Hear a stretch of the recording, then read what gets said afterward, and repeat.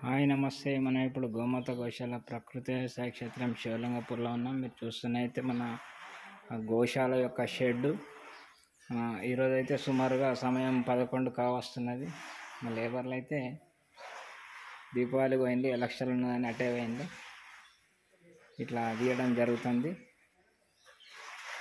ఇంకోటి ఏంటంటే మూత్రం కలెక్షన్కు ఇట్లా మనం డ్రమ్ అయితే పెట్టుకున్నాం అనుకున్నాం కదా.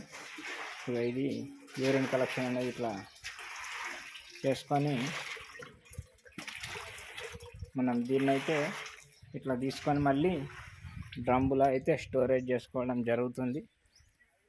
ఎవరికైనా కావాలంటే బల్క్గా ఆవు మూత్రం ఒక 200 నుండి 300 లీటర్లు అవుతుంది.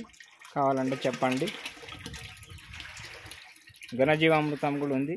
ఎవరికైనా కావాలంటే చెప్పండి. Thank you. నమస్తే.